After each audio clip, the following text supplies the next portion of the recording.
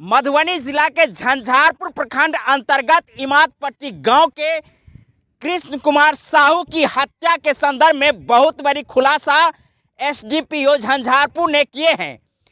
रंजय और अरविंद दोनों की अरेस्टिंग हुई है। इन्होंने अपना कन्फेस भी किया है और इसके साथ साथ इसके जो मोबाइल के आधार पर मोबाइल में कुछ फोटोग्राफ्स भी हैं जिसमें हथियार और गोली, और इसके साथ साथ अजय ठाकुर और राजेंद्र और इन चारों का कोलैबोरेशन जो है साथ में घटना करने की बात भी सामने आई। इस घटना के संदर्भ में आपको बता दें कि 28 सितंबर को अहले सुबह 7 बजे गुटखा खरीदने के लिए आए अपराधियों ने दनादन गोलियों से छलनी कर दिए, जहां घटना स्थल पर ही कृष्ण कुमार साहू की मौत हो गई थी।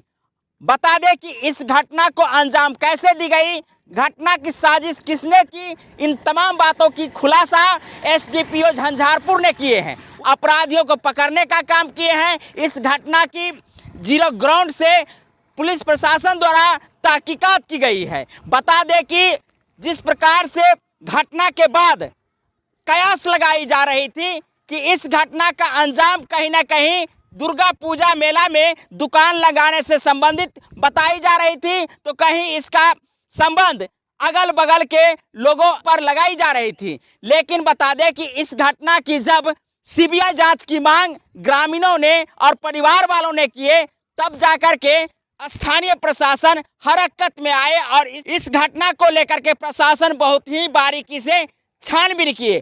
जिस प्रकार से अज्ञात अपराधियों ने इस घटना को अंजाम दिए, तो वही मधुबनी प्रशासन के लिए बहुत बड़ी चुनौती सामने आ गई कि इस घटना के अंजामकर्ता या साजिशकर्ता कौन है।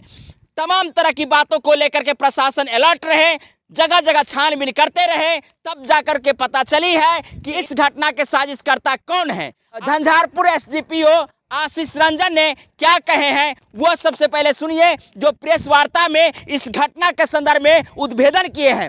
सबसे पहले आप एसडीपीओ ने प्रेस वार्ता में क्या उद्भेदन किए हैं वो सुनिए। रंजय और अरविंद दोनों की अरेस्टिंग हुई है। इन्होंने अपना कन्फेस भी किया है और इसके साथ साथ इसके जो मोबाइल के आधार पर मोबाइल में कुछ फोटोग्राफ्स भी हैं जिसमें हथियार और गोली, और इसके साथ साथ अजय ठाकुर और राजेंद्र और इन चारों का कोलैबोरेशन जो है साथ में घटना करने की बात भी सामने आई।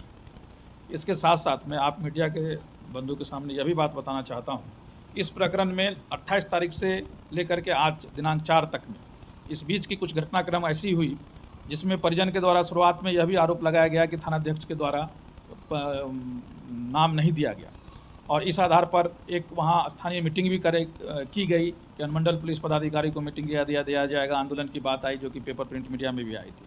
अभी तक वह आवेदन मेरे पास नहीं मिला। जो भी उनमें उनके कथित मामा हो या गांव वाले दुर्गा पूजा कमेटी जिनका भी साइन था, जो उसी दिन जब मुझे यह पता चला था आप ही मीडिया बंधु का, तो उसी समय में पहुँचा भी था, और उसके संदर्भ में वहाँ के उनके पिता ने सारी बात इग्नोर की और कहा सर हमारा किसी परिजन का साइन नहीं है, ये कमेटी वाले किए थे या उनके जो कथित मामा जी थे वो किए थे, हम इसमें नहीं है, हमको पुलिस पर विश्वास है। और उनके द्वारा जिन बाद में 3-4 लड़कों का जो नाम बताया गया जो कि काफ़ी मीडिया में भी आई, सर्वविदित है, वो नाम भी सर्वविदित है, उसके बारे में मैं बिल्कुल स्पष्ट करना चाहूँगा।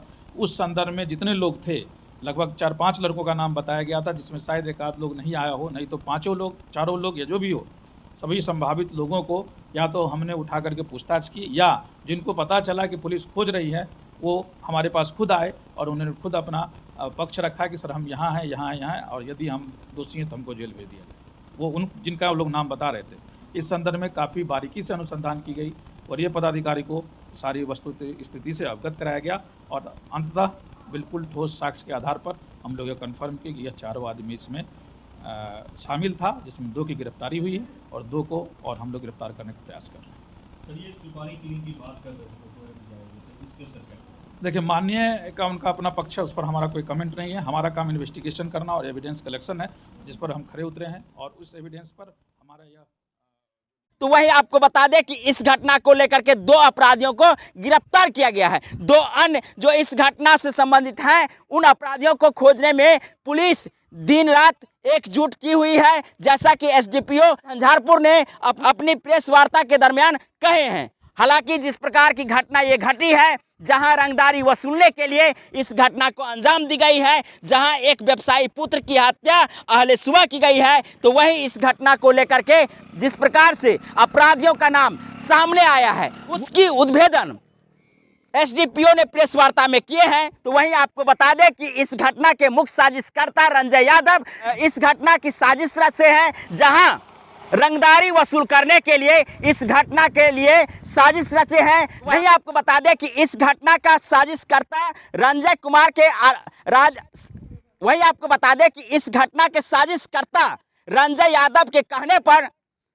राजेंद्र यादव जो घोघडिया निवासी है, उन्होंने गोली मारकर व्यवसायी पुत्र की हत्या किए हैं। तो वहीं आपको बता दें कि इस घटना को लेकर प्रशासन किस प्रकार से सचेत होकर के किस प्रकार से गहनता के साथ जांच कर रही है, और देखना होगा कि इस घटना के जो 2 अन्य अपराधी हैं जो अभी भी फरार चल रहे हैं, उसको कब गिरफ्तार करते हैं। जैसे ही इस घटना की जानकारी अपडेट होगी, हम आपको खबर लेकर के पहुंच जाएंगे। अब तब तक के लिए अब देखिए कि ये घटना किस प्रकार से साजिश के तहत रची गई थी, जहां वसूली करने के लिए, रंगदारी वसूली करने के लिए इस घटना को अंजाम दिया गया है, और दूसरी तरफ दहशत फैलाने का काम इस साजिश के तहत किया जा रहा है। तो वहीं इस घटना को लेकर आप लोगों की क्या प्रतिक्रिया है, कमेंट करके बताइएगा।